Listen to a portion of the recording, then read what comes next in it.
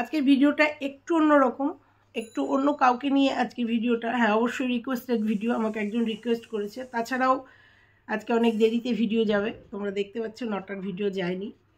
তো খুব অনেক রাত পর্যন্ত এই ভিডিওগুলো দেখেছি, কারণ একটা ভিডিও করতে গেলে তাদের লাইফস্টাইল একটু জানতে হয়, একটু অন্তত জানতে হয়। তা ওই জন্যই কালকে অনেক রাত অবধি এদের ভিডিওগুলো দেখেছি। বলছি কাদের ভিডিও দেখেছি, এবং রিকোয়েস্টও এসছে যে আন্টি এদের নিয়ে কিছু বলো। তো দেখলাম ভিডিওগুলো, সত্যি কথায় ভীষণ বেদনাদায়ক, ভীষণ কষ্ট লাগলো ভিডিওগুলো দেখে। প্রথম থেকে খুব ভালো লেগেছে, ভীষণ সুখী একটা পরিবার।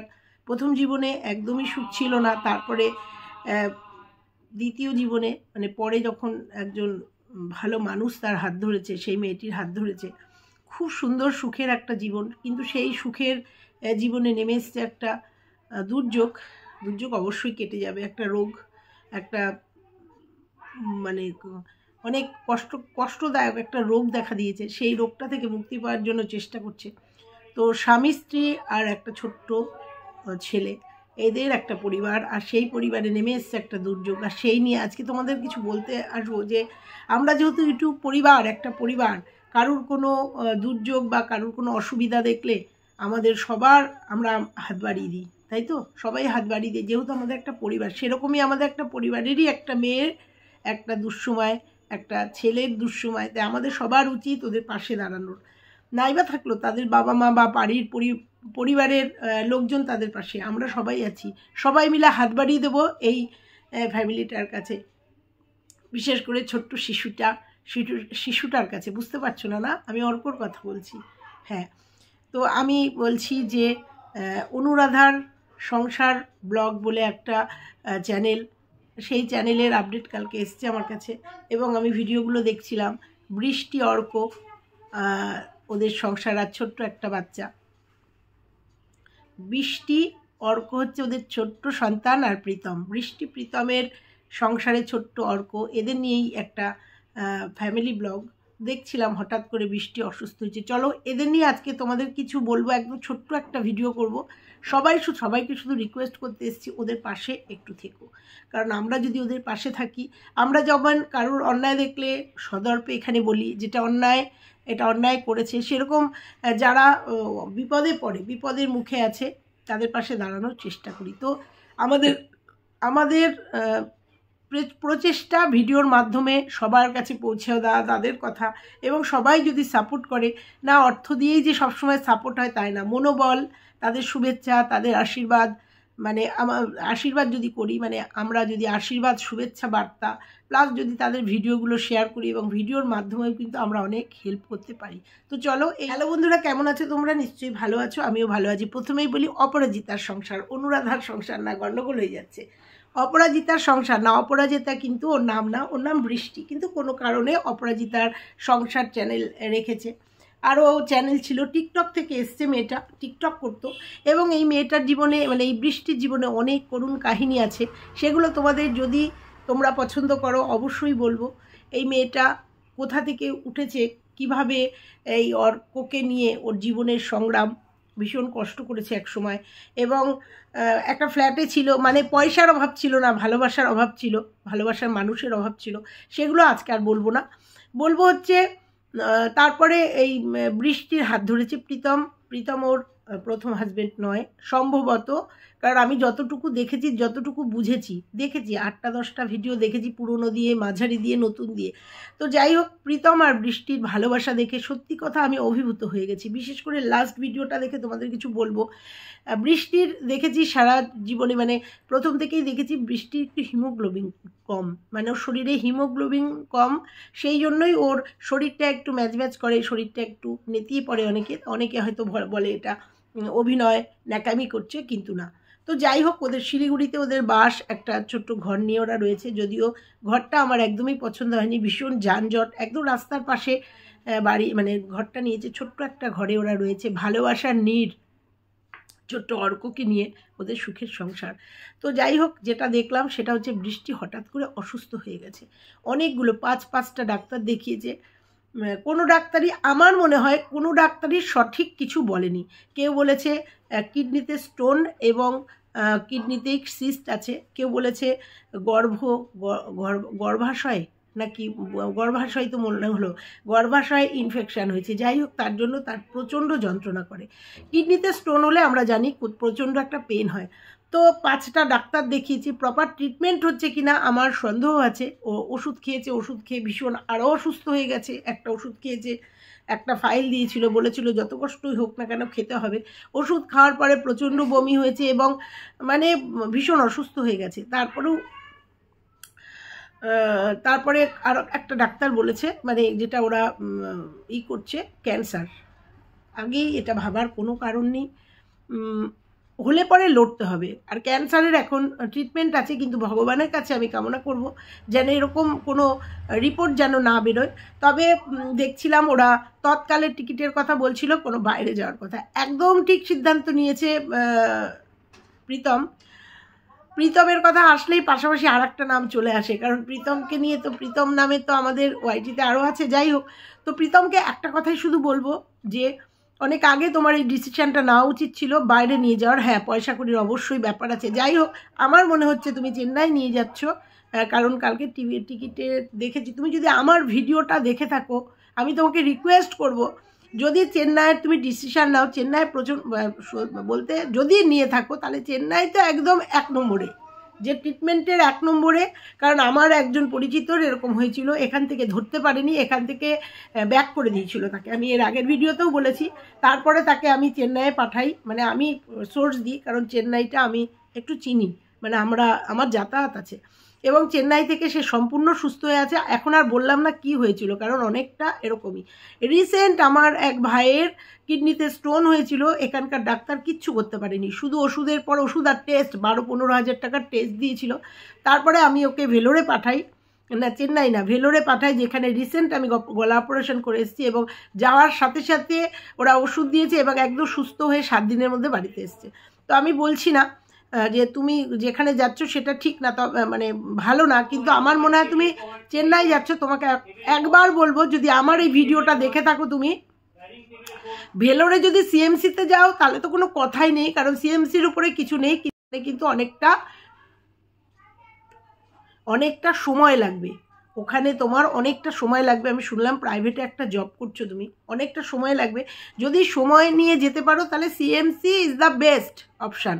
কিন্তু যদি সিএমসিতে না যাও, তাহলে আমি তোমাকে একটা কথা বলতে পারি, তোমার ভিডিওগুলো কালকে দেখলাম আর যেহেতু জানি, সেই জন্য তোমাকে একটা উপদেশ দিতে পারি। ভেলোরে নরভি বলে একটা হাসপাতাল আছে, রিসেন্ট হয়েছে, রিসেন্ট বলতে তাও বছর 5 হয়েছে। সিএমসির সমস্ত প্রফেসররা মিলে এই নরভি হাসপাতালটা করেছে এবং এখানে খুব অল্প পয়সায় ট্রিটমেন্ট হয় এবং ভালো ট্রিটমেন্ট হয়। আমি রিসেন্ট 1 বছর হলো গলা অপারেশন করে এসেছি। একদম যেটা অ্যাপেলোতে যে রেট বলেছিল, মানে চেন্নাই অ্যাপেলোতে যেটা বলেছিল তার অর্ধেক টাকায় আমার নরভিতে অপারেশন হয়ে গেছে। প্রায় একই ডাক্তার, যারা নরভিতে বসেন তারা কিন্তু সিএমসির ডাক্তার। আর সিএমসি সম্বন্ধে তুমি জানো, আমি জাস্ট তোমাকে একটু এই বার্তাটা দিলাম, একটু খোঁজ করে নিও, গুগল সার্চ করো নরভি হাসপাতাল, ভেলোর নরভি হাসপাতাল। আর যদি মনে করো যে আমি তোমাকে কোনোভাবে হেল্প করতে পারি, মানে যোগাযোগের মাধ্যম দিয়ে, আবার চেন্নাইতেও আমার মানে একজন ভীষণ পরিচিত একজন মানুষ আছে নবদ্বীপের মিন্টুদা, তিনি কোনো দালাল না, তিনি হচ্ছে 7টা না 8টা ডাক্তারের দোভাষী, ভীষণ ভালো মানুষ, বিয়ে থাকা করেননি, 20 বছর চেন্নাইতে আছেন এবং উনি কারোর আমাদের এই দিককার কোনো মানুষ গেলে উনি ভীষণভাবে হেল্প করে। যদি মনে করো যে চেন্নাইতে দেখাবে, তাহলে আমার সাথে কন্ট্যাক্ট করো ফেসবুকে, বা আমাকে একটা কমেন্ট করো, আমি তোমার সাথে যোগাযোগ করে মিন্টুদার একটা নাম্বার, তোমাকে ফোন নাম্বার দিয়ে যোগাযোগ করিয়ে দেবো যদি প্রয়োজন হয়। কারণ একদম নতুন গেলে পরে একটা পরিচিতি থাকলে পরে সুন্দরভাবে উনি সমস্ত ব্যবস্থা করে রাখবে, যে প্রথমে যে সমস্ত কাজগুলো করতে হয়। আবার বলছি, মিন্টুদা কোনো দালাল নয়, কিন্তু ব্রোকার নয়, উনি দোভাষী, কিন্তু খুব হেল্পফুল মানুষ মিন্টুদা। চেন্নাই অ্যাপেলোর কথা বলছি। নরভিতে যদি যাও, নরভিতেও একজন আমার দাদা আছেন, মানে দাদা বলে ডাকি, আছেন বলতে তিনিও খুব ভালো লোক, বিজনদা, যারা তার সাথে যোগাযোগ করেছে অনেকেই গেছে আমার মাধ্যমে এবং সাকসেস হয়ে এসছে। এই দিয়ে 4-5 জন গেল আমার সোর্সে। এবং বিজনদাও দালাল নয়, উনিও মানে বোর্ড অফ নরভির মানে 7-8টা ছেলে আছে, তারা এইগুলোকে মানে সুযোগগুলোকে মানে দেয়, মানে পরিষেবা দেয় যারা বাইরে থেকে আসে তাদের পরিষেবা দেয়। আবার বলছি এরা কিন্তু কেউ ব্রোকার না। তো এই বিজনদা আছে, যদি মনে করো, আর সিএমসিতে গেলে তো কোনো কথাই নেই, ওখানে গেলে তো সুন্দর 3টে জায়গার কথা তোমাকে বললাম, কারণ ওর আমার মনে হচ্ছে কঠিন কিচ্ছু হয়নি। মনে হচ্ছে আমারও যে হয়তো কিডনিতে স্টোন হয়েছে এবং এটা প্রপার ট্রিটমেন্ট করলে একদম বৃষ্টি সুস্থ হয়ে যাবে। আর মনে প্রাণে চাই বৃষ্টি খুব তাড়াতাড়ি সুস্থ হয়ে আমাদের অর্কর সঙ্গে, কারণ দেখেছি হাসপাতালে থাকাকালীন অর্ক খুব কান্নাকাটি করেছে মাকে ছাড়া। এটা তো স্বাভাবিক, সব বাচ্চারাই মাকে ছাড়া কান্নাকাটি করে, এবং সেই জন্য বৃষ্টি হাসপাতাল থেকে চলে এসেছে, ছেলেটা খাচ্ছে না, কান্নাকাটি করছে, খুব খারাপ লাগছিল। এত সুন্দর একটা মানে ভালোবাসার বাসা। তো যেটা বলতে বলতে তোমার যদি মনে হয় যে এই 3টে জায়গার একটা জায়গায় তুমি যাচ্ছ, সাজেস্ট করেছো, তাহলে যদি তোমার যোগাযোগ থাকে তো কোনো ব্যাপার না, তাহলে তো তুমি যোগাযোগের মাধ্যমে, আর স্মার্ট ছেলে, তোমাকে দেখে মনে হচ্ছে একদমই স্মার্ট ছেলে, অবশ্যই সবটা ওভারকাম করে আসবে। আর যদি মনে করো যে না আমার কোনো হেল্প তোমার দরকার হবে, জাস্ট তোমাকে আমি এই পরিচিতিগুলো দিতে পারবো, সাজেশানগুলো নিতে পারবে, তাহলে তুমি আমার সাথে যোগাযোগ করো, আমি তোমার এইগুলো দিয়ে দেবো, সমস্ত ফোন নাম্বারগুলো এবং ইন ডিটেলস তোমাকে দিয়ে দেবো, এইটুকু হেল্প করতে পারি। আমার দেখে সত্যি খুব খারাপ লাগলো। তো যাই হোক, চিন্তা করো না, খুব তাড়াতাড়ি বৃষ্টি ভালো হয়ে যাবে। সত্যি কথা, কালকের ভিডিওটা দেখে আমি আপ্লুত অভিভূত হয়ে গেছি। স্বামী কাকে বলে, হ্যাঁ আমাদের প্রত্যেকটা স্বামী হয়তো করে, কিন্তু আমরা ভিডিওর মাধ্যমে যেটা দেখলাম, সত্যি কথায় স্বামী স্বামী অসুস্থ হলে স্ত্রী, এবং স্ত্রী অসুস্থ হলে স্বামীর যে করণীয় কাজ, সেটা অর্কর মধ্যে কালকে, বারবার ভুল হচ্ছে, প্রীতমের মধ্যে কালকে দেখলাম। সত্যি কথাই ভীষণ ভালো লাগলো যে বৃষ্টিকে একটু ঘুম পাড়ানোর জন্য পা টিপে দিল, কীভাবে যে ও একটু ঘুমাবে, ওর খুব পায়ে যন্ত্রণা করছে, কিভাবে বিছানা পরিষ্কার করে তাকে সুস্থ করে রেখে, বমি পরিষ্কার করে, রান্নাবান্না করে, একটা স্বামী অর্ধাঙ্গিনীর শরীর খারাপ, এই জন্যই তো মানে স্বামী স্ত্রীর সম্পর্কটা তো এরকম হওয়াই উচিত, দুজনের পাশে থাকা উচিত, একজনের পরিপূরক আর একজনের শরীর খারাপ হলে আর একজন। সত্যি কথাই দেখে ভীষণ ভালো লাগলো। যদিও আমাদের পরিবারের ছেলেরাও এরকম, স্বামী স্ত্রীর যদি কিছু হয়, তারা ঠিক প্রীতমকে দেখে মনে হলো যে আমাদের পরিবারের পুরুষগুলোও ঠিক এরকম, যে কারুর যদি শরীর খারাপ হয়, সে আমার হোক বা আমাদের পরিবারের কোনো মানে বিবাহিত মহিলার শরীর খারাপ হয়, স্বামীরা ঠিক এইভাবেই তাদের পাশে থাকে। সত্যি খুব ভালো লাগলো দেখে। আমি ভগবানের কাছে কামনা করি, প্রার্থনা করি, খুব তাড়াতাড়ি বৃষ্টি সুস্থ হয়ে যাক। কিচ্ছু হয়নি, প্রপার ট্রিটমেন্ট হচ্ছে না, আমার যেটা মনে হলো প্রপার ট্রিটমেন্ট হচ্ছে না। প্রীতম, তোমাকে আমি বলবো খুব তাড়াতাড়ি, আমি জানি টিকিট হয়ে গেছে, তুমি বলোনি কোথাকার টিকিট, তবে টিকিট হয়ে গেছে। আর কালকে শুনছিলাম তৎকালের ব্যাপারটা কনফার্ম হয় কি না, তৎকালে কনফার্ম হয়। আমি বহুবার তৎকালে টিকিট কেটে গেছি, বহুবার গেছি। আর তোমাদের শিলিগুড়ি থেকে সত্যি কথায় জার্নিটা একটু ব্যাক জার্নি, তোমাদের হয়তো সাঁতরাগাছি বা শিয়ালদা বা হাওড়াতে আসতে হবে, সেখান থেকে ট্রেন। আমি জানি না কি করবে, তবে একটা কথা তোমাকে বলি, তোমরা যেহেতু প্লেনের কথা বলেছো, তোমরা গুয়াহাটি থেকে দমদম এয়ারপোর্ট থেকে তোমরা ওখান থেকে শিয়ালদা বা হাওড়ার থেকে ট্রেন ধরতে পারো, এটা একটা ব্যাপার। আর যদি আমি জানি না গুয়াহাটি মানে উত্তরবঙ্গে যে এয়ারপোর্টটা আছে, আমি ভুলও হতে পারি, আমার মনে পড়ছে না, ওখান থেকে ডাইরেক্ট তোমরা যেখানে যাবে গন্তব্য, তবে আমার মনে হচ্ছে চেন্নাই কিংবা ভেলোর, আবার হায়দ্রাবাদও হতে পারে। হায়দ্রাবাদও পেটের জন্য ভীষণ ভালো শুনেছি, পেটের ট্রিটমেন্টের জন্য, আমি যাইনি কোনো দিন। হায়দ্রাবাদও পেটের ট্রিটমেন্টের জন্য খুব ভালো। আমি জানি না তুমি কোথায় টিকিট কেটেছো, আজকে হয়তো জানতে পারবো। খুব তাড়াতাড়ি বেরিয়ে যাও, টিকিট যখন হয়ে গেছে খুব তাড়াতাড়ি বেরিয়ে যাও, খুব তাড়াতাড়ি ট্রিটমেন্ট শুরু হয়ে যাক, ভালো হয়ে যাবে। এমন কিচ্ছু হয়নি, কোনো চিন্তা করতে হবে না, ক্যান্সার ওই নিয়ে মাথা খারাপ করতে হবে না, ওই নিয়ে টেনশান করতে হবে না। প্রাণবন্ত একটা মেয়ে বৃষ্টি, ভীষণ প্রাণবন্ত মেয়ে। ওর অনেক ভিডিও দেখছিলাম, পিকনিকের, ফ্রাইড রাইস করা, বাড়িতে সবাই মিলে ওপর নিচ, তারপরে ঘর চেঞ্জ। আর একটা কথা বলবো, সেটা হচ্ছে যদি পারো, যেটা আমি বললাম, ফিরে এসে বা এখনই পারবে কিনা আমি জানি না, ফিরে এসে ঘরটা চেঞ্জ করো। এই পরিবেশটা আমার মনে হচ্ছে ভালো না, এত হই হট্টগোল, রাত্রি 2-2:30 পর্যন্ত বাইরের আওয়াজ আসছিল, গাড়ির আওয়াজ আসছিল। আমার মনে হয় একটা রুগীর জন্য এই পরিবেশটা বা এই ঘরটা আমার মনে হলো না যে খুব ভালো। আমি এটা বললাম আমার অভিজ্ঞতা থেকে, যে এই ঘরটা একদমই মনে হচ্ছে সুইটেবল না, পারলে এই ঘরটা চেঞ্জ করো।